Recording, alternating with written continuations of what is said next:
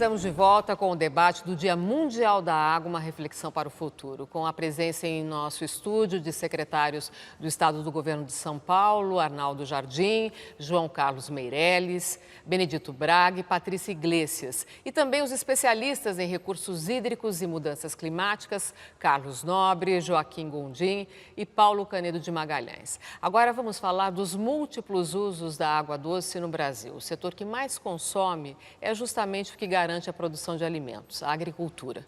O que sobra é dividido especialmente entre indústria e população. As Nações Unidas recomendam um consumo diário por pessoa de 110 litros de água para beber, cozinhar e fazer a higiene pessoal. Hoje, segundo a ONU, o consumo doméstico representa 10% do volume da água usada pelo homem.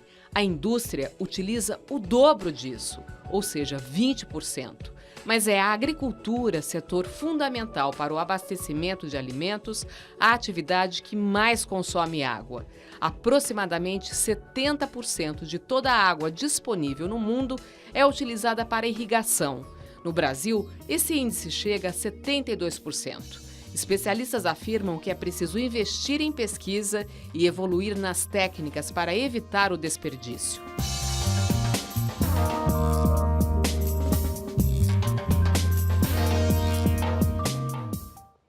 A agricultura desperdiça água, secretário? A agricultura pode... Ela é vilã, não é? Pode economizar 70%. bastante, né, Márcia? Ainda pode, tem que economizar. Deixa eu dar só uns dados, porque é muito perigoso a gente ver. Eu vi as imagens, todos nós vimos agora de irrigação. Né? Só para lhe dar um número, 67 milhões de hectares é a área agriculturável do país hoje. A agricultura ocupa 67 milhões de hectares. A nossa área irrigada, você tem uma ideia mais ou menos quanto é que é isso? Não tenho ideia. 4 milhões e meio. O número menos de 10%. O número mais atual publicado pela agência na última sexta-feira foi 5,8 milhões e equivale mais ou menos a 20% do nosso potencial. Que é irrigado. Que era o número de 2012. Não, 10%. Ele falou 5,8 de 67. De 30 milhões. Não, mas a área agriculturável do país são 67 milhões de hectares. Não, eu digo da área potencialmente irrigável. Potencialmente, ele está dizendo o seguinte, não é de toda a agricultura, as que poderiam ser irrigadas. Então, também. Mas de qualquer forma, o número é esse. Então, do total que hoje produz no Brasil, vamos dizer assim, 67 milhões de hectares, é irrigado, eu falei 4,5%, o Joaquim tem um dado que eu até confio mais, ele falou 5,8%, dá menos de 10%. Mas de qualquer forma... O restante todo é água da chuva, que, como sempre, todos os tempos, irriga. E nós precisamos de aumentar a irrigação para aumentar a produção. O que se pode fazer, que é uma coisa mais importante? Primeiro, nós podemos ter novos cultivares, isso é uma prioridade de pesquisa. O que são cultivares, secretário? Cultivar é o seguinte, desculpa, obrigado por esse alerta. Primeiro, você tem várias variedades de feijão. Tem uma variedade que produz mais feijão, tá certo? Então, você planta, aquilo que você vai colher é mais. Só que tem algumas variedades que produzem melhor numa situação de estresse hídrico.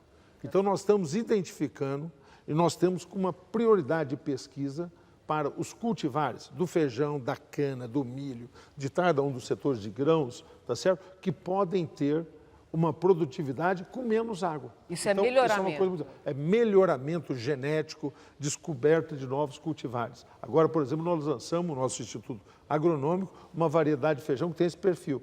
Nós temos uma variedade de cana que se planta na região do Centro-Oeste, particularmente no Cerrado de Goiás, é uma variedade que também tem que ser adaptada a uma situação de menor oferta hídrica. Nós estamos estudando como trazer essa variedade aqui para São Paulo. Então, são coisas como essa. Segundo, equipamentos de irrigação. O que nós fizemos bem imediatamente, pragmaticamente, agora, nesse período?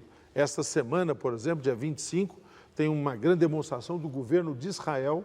Nós estamos acompanhando aqui em São Paulo, para Israel, que tem um know-how em equipamentos de irrigação, que é considerado um dos referências do mundo como um todo. Então, nós fizemos, com os fabricantes de equipamento, toda uma visita a todos os equipamentos para recalibrar e abrimos uma linha. A linha foi mencionada pela secretária Patrícia, importante, estou mencionando uma outra, que é uma linha que nós abrimos para troca de equipamentos de irrigação. Você está falando de financiamento? Financiamento em 6 anos, 1 ano de carência, juro zero, aqui no governo de São Paulo, para aqueles que desejam mudar o seu equipamento de irrigação por equipamentos mais eficientes. Então, são medidas que vão nesse sentido de a racionalização, economia, que sempre era importante, mas que agora passa a ser uma obrigação. Bom, isso são medidas que São Paulo está tomando. Eu queria conversar com um especialista em hidrologia sobre como é que o senhor vê essa questão da agricultura, do uso da água pela agricultura e do apoio ao agricultor, né? O secretário Arnaldo já está dizendo que aqui vão financiar a troca de equipamento. Há tecnologia para reduzir o consumo de água na agricultura? Sem dúvida nenhuma. Israel, como disse o secretário, é um belíssimo exemplo. Mas o agricultor tem acesso a essa tecnologia, Nós temos que a orientação dar, e apoio? Temos que fornecer não só o know-how, mas a parte econômica, como financiá-lo, como motivá-lo financeiramente a promover a mudança. Isso é uma coisa importante, que precisa ser feito no país. E outra coisa que precisa tomar conta é o controle das águas que são captadas pelos irrigantes para o seu cultivo. Muitas vezes, muito além do que lhe é outorgado. Isso é um assunto que eu acho que mereceria o debate. Por exemplo, no centro-oeste brasileiro, nós temos uma grande quantidade de terra irrigada e parece que é verificável que os agricultores estão captando um volume maior do que lhe foi outorgado, do que lhe foi permitido. Então, ele cria um local para irrigação, se qualifica com tal eficiência, com tal sistema que lhe põe na posição de ok, o senhor parece ser um bom agricultor, e ganha uma quantidade de água para promover a irrigação e capta muito mais do que lhe foi outorgado. O senhor está falando de água de subsolo? Não, água do rio. Água do rio. Isso tem 2 grandes defeitos. Um é porque é o desperdício de água. 2, que ele desvirtua a contabilidade das águas. Portanto, ele atrapalha os números. O planejamento. Porque quem vai fazer o planejamento está contando que tais e tais retiradas somam tal volume e, na verdade, elas estão somando muito mais. Então, esse é um assunto que mereceria uma reflexão e uma mudança de postura de todos nós. Você concorda com isso, Carlos Nobre, essa questão? Eu acho que sim, né? Eu acho que o uso ainda da água, a lei brasileira é muito boa, agora se a lei pegou ou não é outra questão. Mas eu queria trazer uma outra dimensão também que me parece muito importante de água e agricultura, aqui ainda não tratada, que é água e pecuária. Quer dizer, se por um lado o Brasil avançou na sua agricultura, a pecuária brasileira ainda é muito atrasada, né? Nós temos uma ocupação média de 1,1 cabeças de gado por hectare. Isso é muito baixo, perto do potencial de uma pecuária moderna, de uma pecuária que agregue conhecimento científico e tecnologias modernas. O Brasil é esperado a ser um grande produtor de segurança alimentar para o mundo, não só para o Brasil, mas para o mundo. 200 milhões de hectares, ou um pouco mais, são utilizados em pecuária, versus 67 milhões para a agricultura. Então, onde nós temos que trabalhar de aumentar muito a eficiência, um quilo de carne de pecuária consome 15 toneladas de água. É aí, quer dizer, a nossa pecuária, ela precisa se tornar rapidamente mais eficiente em todos os sentidos, inclusive na questão do uso da água, diminuindo o uso da água. Se a pecuária brasileira se tornar mais eficiente, nós vamos resolver vários problemas. Menor uso mais racional da água, diminuição da expansão da fronteira agrícola, que é o nosso principal vetor de impacto nos ecossistemas, é o aumento da pecuária, inclusive a maior parte dos desmatamentos da Amazônia, 70% vão para a pecuária, do Cerrado, 60%.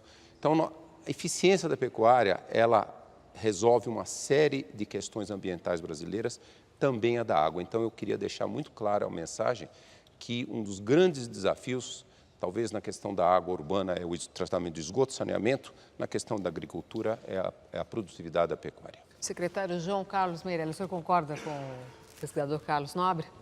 Acho que essa preocupação precisa ser colocada em termos, porque evidentemente a preocupação do Nobre é absolutamente válida. Nós precisamos lembrar o seguinte, que o Brasil até 1980 era importador líquido de carne bovina. Houve uma revolução na pecuária brasileira. A pecuária brasileira não tem aumentado a sua área de exploração, ao contrário, tem reduzido, porque aumentou de forma absolutamente extraordinária, na linha do que o Carlos Nobre estava dizendo, a sua condição tecnológica. E, na verdade, quando a gente diz que um animal, e é verdade, um bovino bebe 40 litros de água por dia, mas evidentemente que essa água não some, ela volta e se recicla na natureza. E evidentemente que o aperfeiçoamento desse processo é muito importante, como de resto da agricultura. No entretanto, nós precisamos ter muita clareza, num país como o Brasil, de que a nossa agricultura é fundamentalmente de chuva. Nós plantamos nos ciclos de chuva.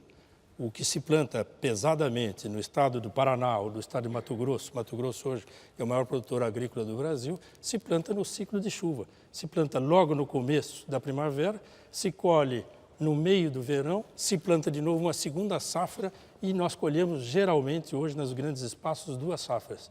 A agricultura brasileira está melhorando muito e muito pouco irrigada, a não ser aquela que é muito específica e que depende disso, sobretudo verduras e frutas, e a pecuária brasileira vem evoluindo de forma extraordinária. Hoje o Brasil é o maior exportador mundial de carnes, com uma certificação de qualidade impressionante.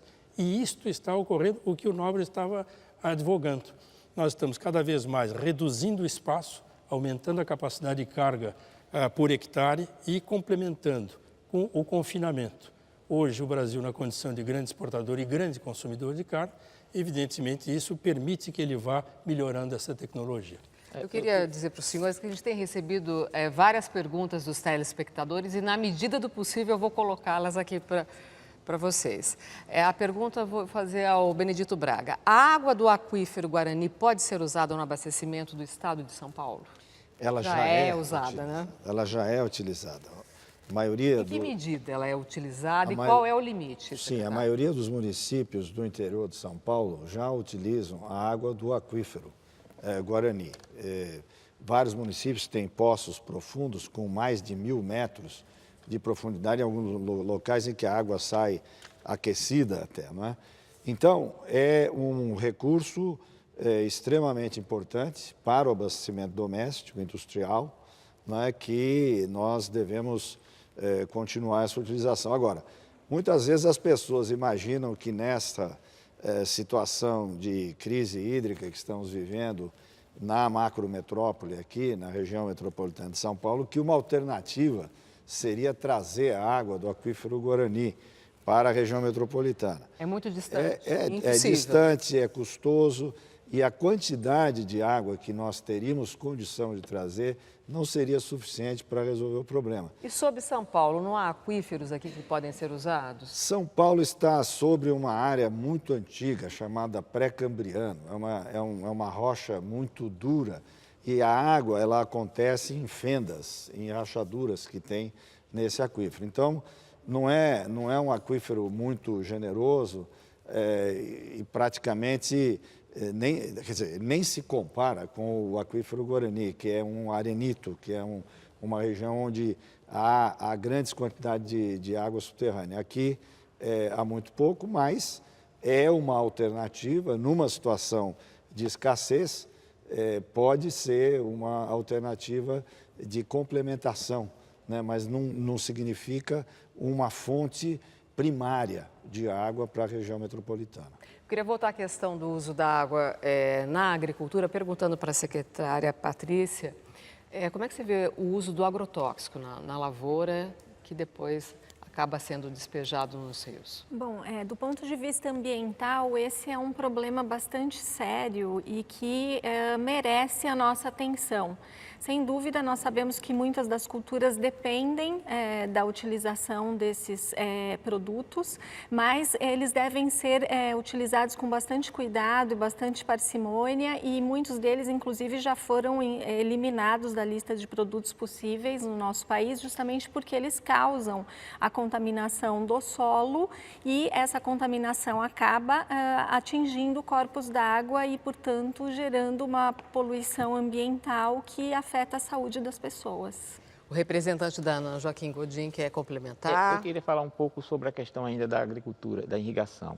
Em regiões de déficit hídrico, embora o uso da tecnologia aumente o uso da água, vamos dizer, mas ele é fundamental no arranjo produtivo daquela região, tá certo? Porque ele aumenta a produtividade, aumenta o valor da produção. Então, é importante ter essa lógica, porque senão a gente vai ficar dizendo assim, ó, em regiões de déficit hídrico não deve ter irrigação. Pelo contrário, você tem que ter com boa tecnologia para aumentar a produtividade, o valor da produção e dar uma estabilidade para o arranjo produtivo. O que o senhor chama de boa tecnologia? Boa tecnologia. Em algumas regiões, você faz irrigação, por exemplo, por inundação. Aquela tecnologia que você pega a água e joga na terra e água e molha todo o terreno. Hoje, com tecnologias de local, de você colocar a água na raiz da planta, no pé da planta, você consegue ter uma economia substancial da quantidade de água que você está aplicando. Então, com isso, você não perde água e mantém uma excelente quantidade para a produção. Então, países com clima áridos, como Israel, eles fazem isso. Agora, só que a gente não incorporou outras coisas a esse arranjo produtivo, e como outros países estão fazendo. Veja só, a gente não incorporou, por exemplo, ainda a discussão que pode ser feita de água de reuso, tá certo? É uma discussão. Temos que incorporar e discutir se é possível incorporar no processo produtivo da irrigação, por exemplo, a questão da água de reuso, certo? Em alguns países isso acontece. Então, tem gente que defende, antes de você começar a utilização excessiva do água de reuso... Estender a reservação de água da chuva para usar para irrigação. Então, é preciso discutir, mas não criminalizar a irrigação como um usuário gastador de água. Ele é fundamental em regiões de déficit hídrico para o que eu falei, aumentar a produtividade e aumentar o valor da produção. E, mais que isso, garantir uma estabilidade no arranjo produtivo. Olha, chegou uma pergunta aqui por e-mail do Edson Siqueira. Ele pergunta sobre a despoluição do rio Tietê. Poderia ajudar São Paulo? Ela vai acontecer um dia, secretário? Sem dúvida nenhuma que a despoluição, não só do rio Tietê, mas do rio Pinheiros, do Tamanduateí, do Meninos, de todos os rios, né? Por sinal, o governo de São Paulo tem investido nessa questão. Quer dizer, não é muito simples, né? Quer dizer, é um processo... Veja, a França, né, o Sena, levou 30, 40 anos para ser despoluído. Não é do dia para a noite, quer dizer, está certo que nós já estamos trabalhando há algum tempo nesse tema, mas o que acontece é que a mancha de poluição que ia até lá em Barra Bonita, hoje já recuou bastante, né? Quer dizer, aos poucos nós vamos chegando lá. Agora, o que nós podemos fazer, sim, é começar a estudar essa questão do reuso, né? Usar, vamos dizer, e nós já temos um exemplo de reuso não potável na região do ABC, projeto Aquapolo, que é da Sabesp, junto com... Falando de reuso pela indústria. Isso, reuso pela indústria. Mas qual é a vantagem desse reuso pela indústria? É que você deixa de usar a água da Sabesp, que é uma água de excelente qualidade para beber, você armazena ela e a água... E como funciona esse reuso? Você vai lá na estação de tratamento de esgoto, pega o esgoto, trata e joga para a indústria. Quem trata o esgoto nesse caso? É a Sabesp ou a própria indústria pode ter uma estação de tratamento interna ali? E qual deve ser o caminho nesse futuro? Caso desse projeto, o projeto Aquapolo, é um trabalho conjunto da Sabesp com a iniciativa privada, com a Odebrecht. Eles têm uma companhia conjunta e é essa companhia que produz essa água e entrega para o polo petroquímico, lá no ABC. Mas os industriais podem, eles próprios, hoje a tecnologia de membranas permite você pegar o esgoto e tratá-lo. E tornar a água potável para consumo humano. Mas isso é muito caro, não é, secretário? Sim, para utilização para consumo humano é mais caro, não há dúvida nenhuma. Campinas está anunciando que vai fazer isso, né? Campinas, a cidade de Campinas está anunciando que vai fazer esse tratamento com membrana, tá, uma tecnologia... Mas o reuso que está se pensando fazer hoje É como o que se faz na Califórnia, lá em Los Angeles ou em Singapura, que é o reuso potável indireto. Como é isso? Você trata a água até uma determinada qualidade boa e aí você joga no riacho que vai contribuir para o reservatório, onde essa água é coletada e aí ela é tratada de novo e servida à população. Tá certo. Mas- A gente vai fazer um intervalo, daqui a pouco a gente volta com mais informação e ouvindo um dos nossos entrevistados. Daqui a pouco a gente volta para o debate do Dia Mundial da Água, uma reflexão para o futuro. Até já.